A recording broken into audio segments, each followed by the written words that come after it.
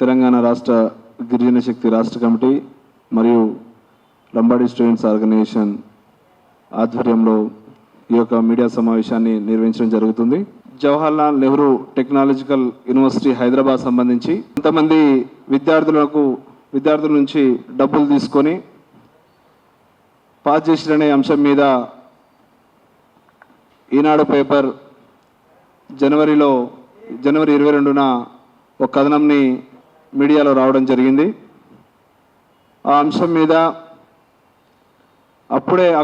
అప్పుడున్నటువంటి incharge VC గారు, ఇప్పుడున్నటువంటి higher education council chairman Balakrishna Reddy గారు ఏదైతే డేటాబేస్ పాస్వర్డ్ సంబంధించినటువంటి అధికారిగా ఉన్నటువంటి కంట్రోల్ ఆఫ్ ఎగ్జామినేషన్ ఎవరైతే ఉన్నారో JN2H సంబంధించి వారి మీద చర్యలు తీసుకోవడం జరిగింది.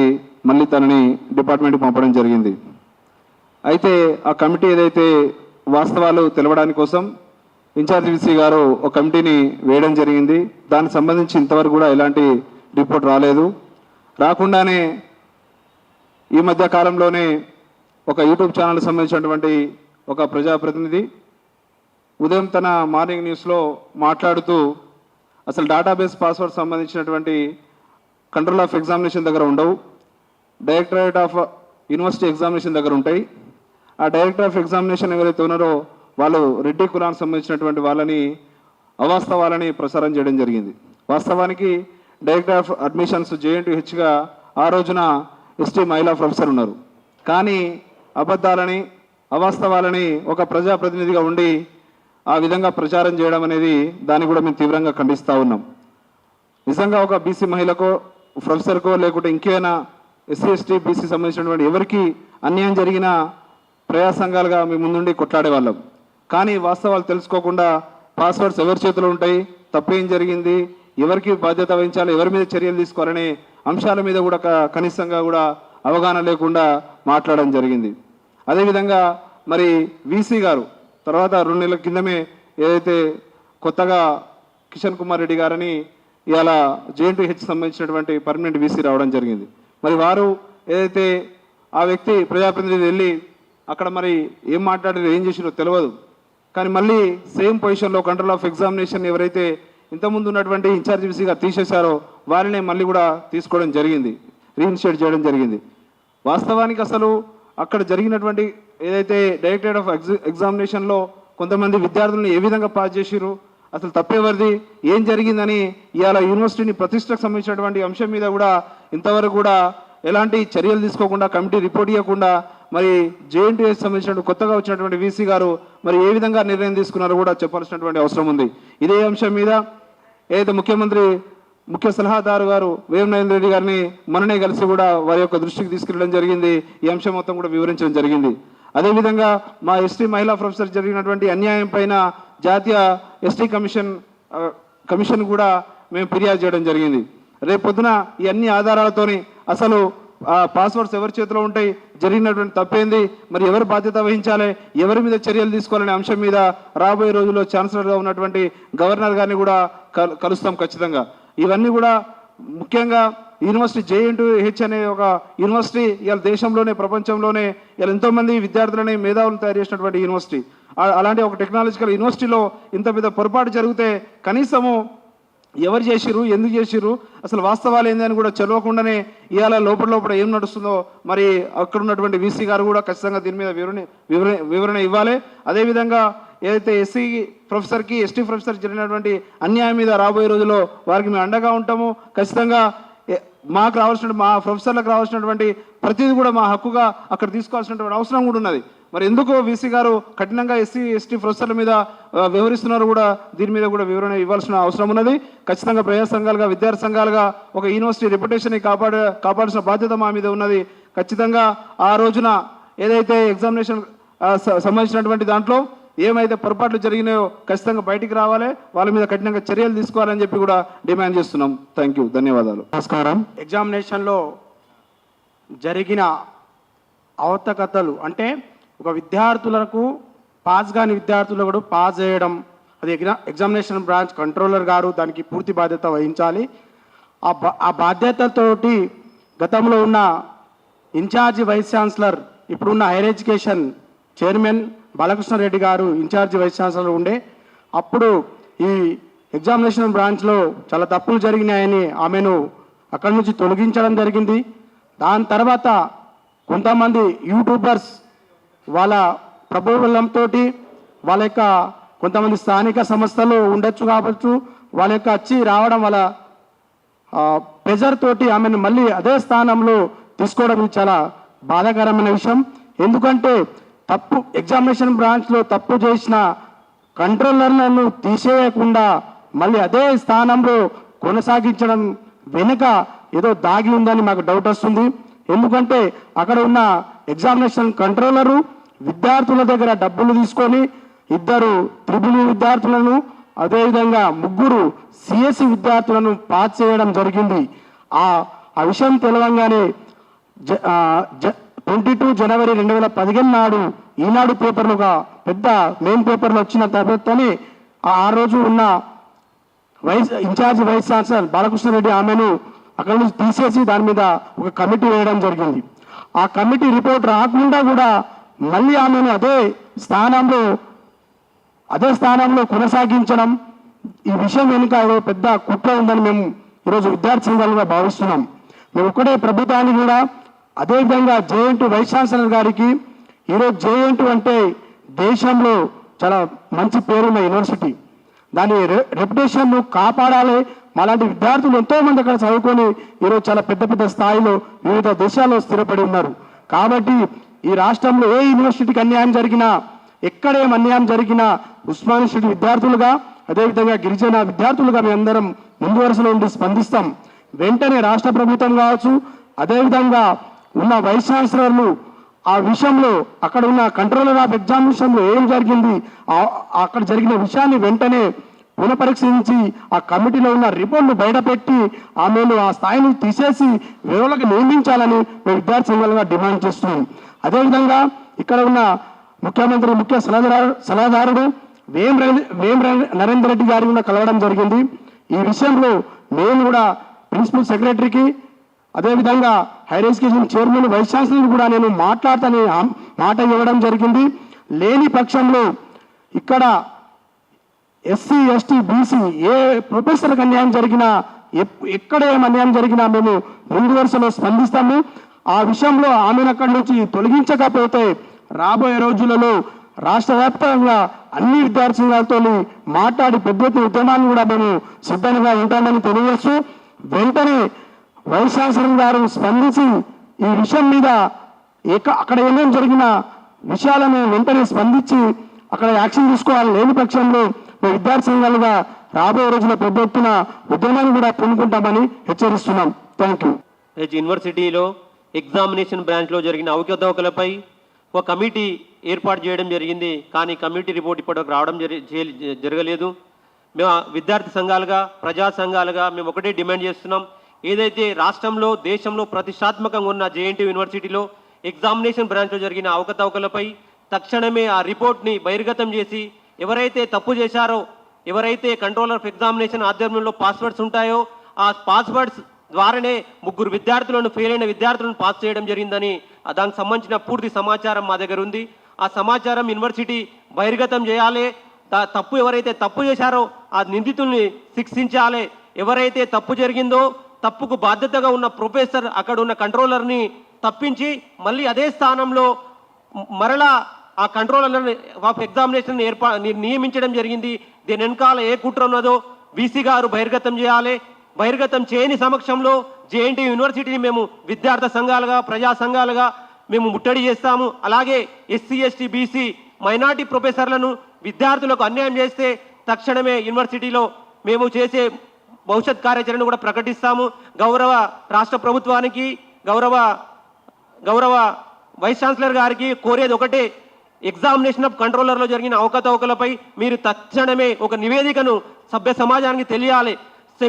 ప్రతి సెమిస్టర్కి 2 లక్షల నుంచి 1,50,000 నుంచి 2 లక్షల మంది ఎగ్జామ్ రాసే విద్యార్థుల భవిష్యత్తు, 6 లక్షల సంవత్సరానికి 6 లక్షల ఎగ్జామ్ రాసే భవిష్యత్తు ఉన్న జేఎన్టీ యూనివర్సిటీ యొక్క ప్రతిష్టను భంగం కలిగించకుండా మీరు తక్షణమే చర్యలు తీసుకోవాలి మేము డిమాండ్ చేస్తున్నాం. టెక్నాలజికల్ యూనివర్సిటీ కూకట్పల్లిలో ఉన్నటువంటి యూనివర్సిటీలో గత కొన్ని రోజుల క్రితం కంట్రోలర్ ఆఫ్ ఎగ్జామినేషన్ ఎవరైతే నాగరత్నం గారు అని చెప్పేసి ఉన్నారో వారు చేసినటువంటి తప్పిదానికి అనుగుణంగా వారిని ఇన్ఛార్జ్ వైస్ ఛాన్సలర్గా ఉన్నటువంటి బాలకృష్ణారెడ్డి గారు ప్రజెంట్ అప్పటి ఇన్ఛార్జ్ వైస్ ఛాన్సలర్ అలాగే హైయర్ ఎడ్యుకేషన్ చైర్మన్గా ఉన్నటువంటి బాలకృష్ణారెడ్డి గారు అవకతవకలు జరిగినవి వాస్తవమే అని చెప్పేసి ఆమె నా పదవి నుంచి రిలీవ్ చేయడం జరిగింది. రిలీవ్ చేసిన తర్వాత కొన్ని రోజుల పాటు రిలీవ్ చేసి మళ్ళీ ఆమెను తీసివేసి మళ్ళీ కొత్త వీసీ గారు కిషన్ రెడ్డి గారు వచ్చిన తర్వాత కొంతమంది యూట్యూబర్లు ఆ కిషన్ రెడ్డి గారిని ప్రలోభపెట్టడమో లేకపోతే వేరే రకంగా మాట్లాడడమో చేసి మళ్ళీ నాగరత్నం గారిని అదే స్థానంలో కూర్చోబెట్టడం గల కారణాలేంటో సభ్య సమాజానికి తెలియాల్సినటువంటి అవసరం ఎంతైనా ఉంది. కాబట్టి ఈ రకంగా వాళ్ళకి ఇష్టం వచ్చినట్లు హైయర్ ఎడ్యుకేషన్ చైర్మన్ గారు కావచ్చు, జేఎన్టీయూ వైస్ ఛాన్సలర్ గారు కావచ్చు, వారికి ఇష్టం వచ్చిన రీతిలో వ్యవహరించడానికి మిమ్మల్ని యూనివర్సిటీ వైస్ ఛాన్సలర్గా కానీ లేకపోతే హైయర్ ఎడ్యుకేషన్ చైర్మన్గా కానీ ఈ ప్రభుత్వాలు నియమించలేదు. ఎందుకంటే మీరు ఈ సంఘటన పైన పూర్తి అవగాహన కలిగి ఉండాలని చెప్పేసి మేము సందర్భంగా తెలియజేస్తా ఉన్నాం. మీరే పూర్తి బాధ్యత వహించాలి. ఏమైతే అవకతవకలు జరిగినాయో అవి కూడా తప్పకుండా బహిర్గతం చేయాలి. మీరు కమిటీ వేసినామని చెప్పేసి అన్నారు.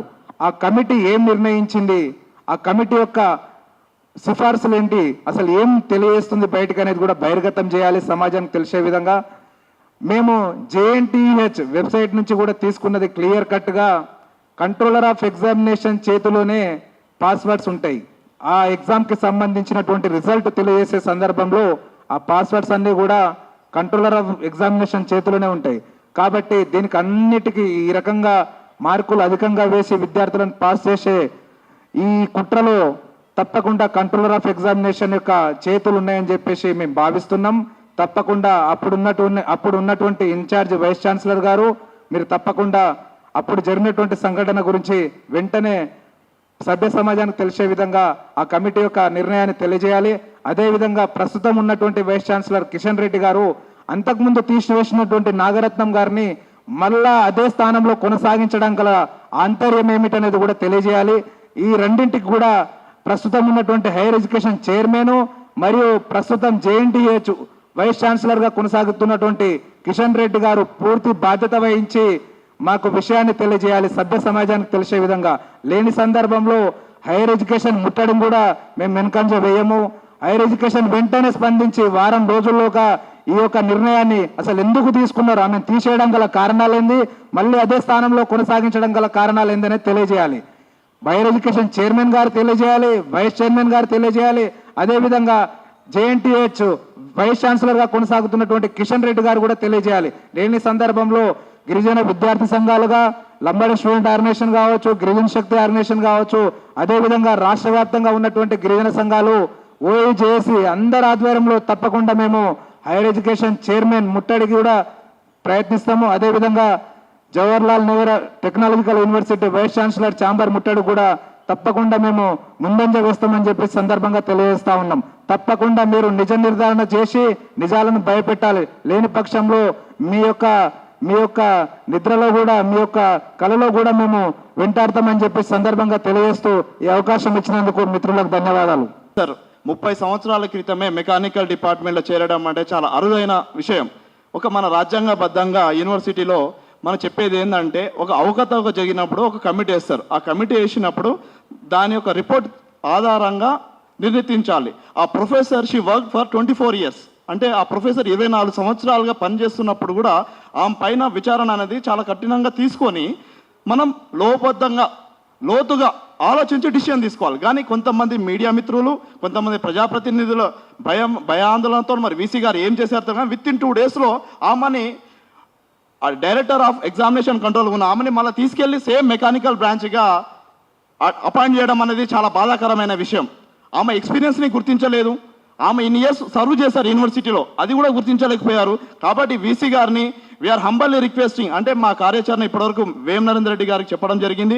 Next we go and give a representation to the VC. Then additional to that మేము next we take appointment to the governor and we take severe action on the VC. ఇంకోటి ఏంటంటే మనకి ఇక్కడ లాస్ట్ ఒక point mention చేయడం జరుగుతుంది అన్నమాట.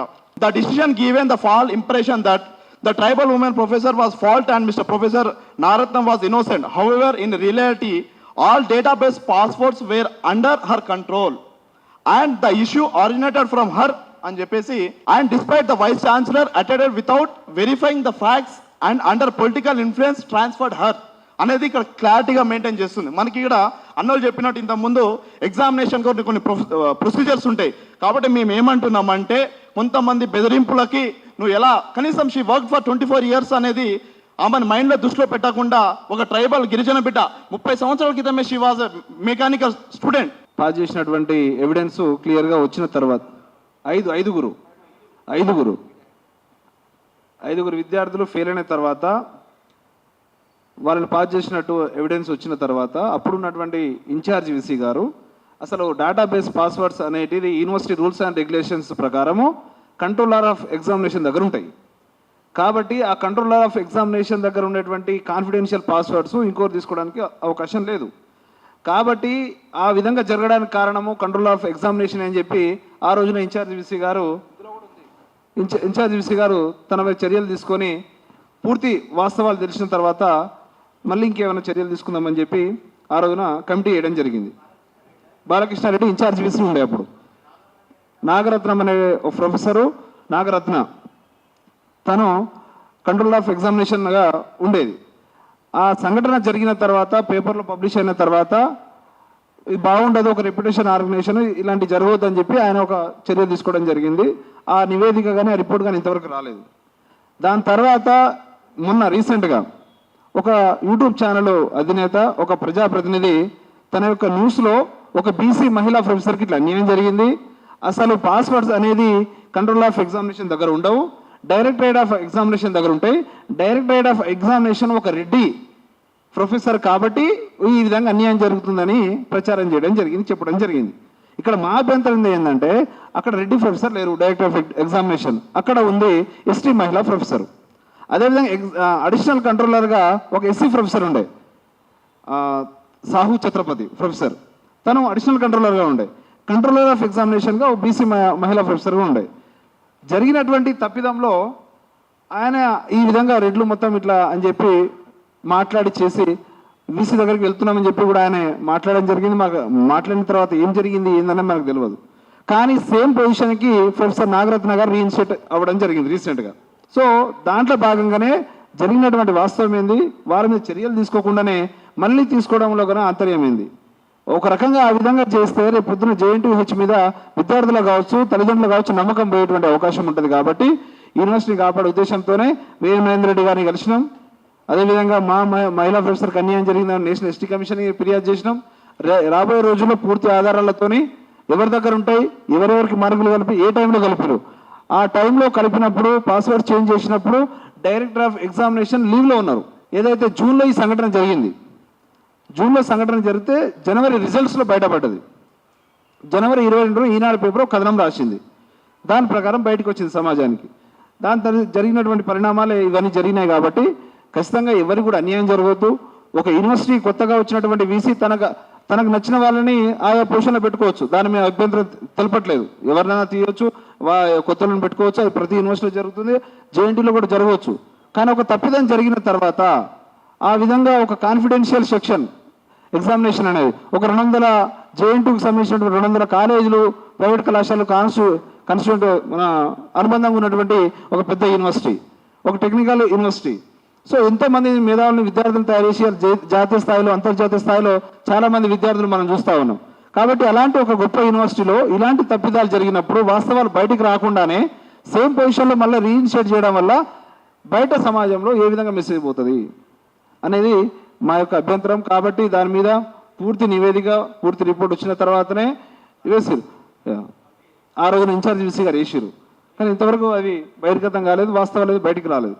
కానీ పాస్వర్డ్స్ ఎవరి దగ్గర ఉంటాయి అనే దానికి పూర్తి ఏదైతే యూనివర్సిటీకి సంబంధించినటువంటి ఇది ప్రొసీజర్ సంబంధించి టెక్నికల్ మన JNTకి సంబంధించిన ప్రొసీడింగ్స్, డైరెక్టర్ ఆఫ్ ఎగ్జామినేషన్ ఏం చేస్తారు, కంట్రోల్ ఆఫ్ ఎగ్జామినేషన్ ఏం చేయాలి, పాస్వర్డ్స్ ఎవరి దగ్గర ఉంటాయి అనే దానికి క్లియర్ ఎవిడెన్స్ ఉంది. Password hierarchy, database server, database passwords, each database password is available with the controller of examination and used for the database connectivity data dumping and checking various results.